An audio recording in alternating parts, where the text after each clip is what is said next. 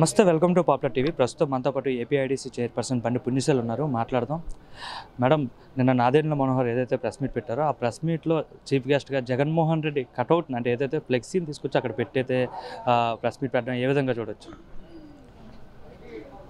పైకి ఎలా ఉన్నా లోపల భవిష్యత్తులో ఏం జరగబోతోంది అనేది నాదెండ్ల మనోహర్ గారికి కూడా తెలుసు అన్నమాట నిన్న జరిగినటువంటి సందర్భమే మనకి తెలుస్తూ ఉంది.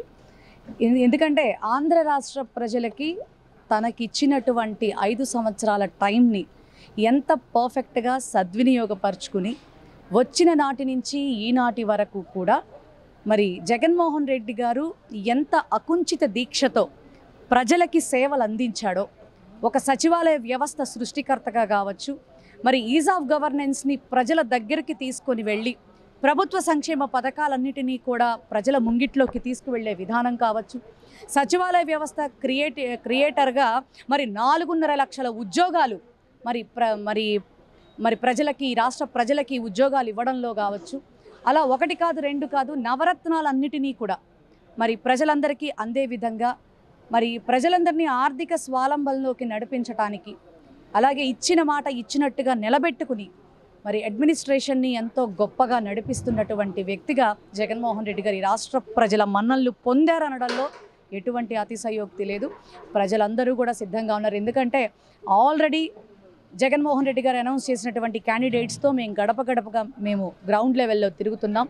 ప్రతి ఇంట్లో కూడా మాకు నవరత్నాల ద్వారా ఈ పథకాలు వచ్చినాయి. ఇంతకు ముందు అన్నడూ కూడా ఎప్పుడూ కూడా ఈ విధమైనటువంటి సేవలు ప్రభుత్వమే ప్రజల ముంగిట్లోకి వచ్చి అందించినటువంటి సందర్భం మేము చూడలేదు. మరి ఇట్లాంటి వ్యవస్థ కంటిన్యూ అవ్వాలంటే ఖచ్చితంగా జగన్మోహన్ రెడ్డి గారే మళ్ళీ రావాలి, మా ఓటు జగన్ గారికి అని ప్రతి ఒక్కళ్ళు కూడా ఆత్మవిశ్వాసంతో చెప్తా ఉన్నారు.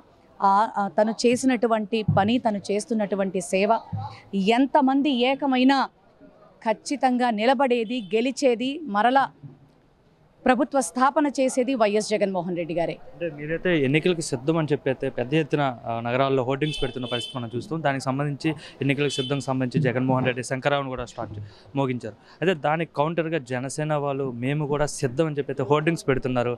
ఎట్లా? దేనికి సిద్ధం? జెండా కూలీలుగా మోయడానికి సిద్ధమా? నిజంగా చాలా నవ్వొస్తూ ఉంది జనసేన వాళ్ళ పరిస్థితి చూస్తూ ఉంటే.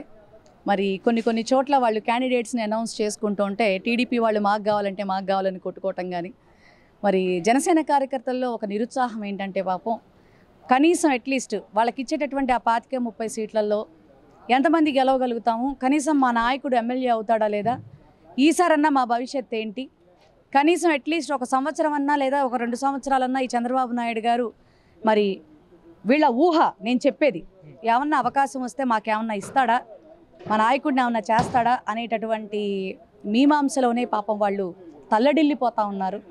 ఆ ఇదిలోనే పవన్ కళ్యాణ్ గారు తీసుకునేటటువంటి అసలు పర్థం లేనటువంటి నిర్ణయాలకి, స్వలాభాపేక్షతో కూడుకున్నటువంటి నిర్ణయాలకి కార్యకర్తలు అల్లాడిపోతున్నారు.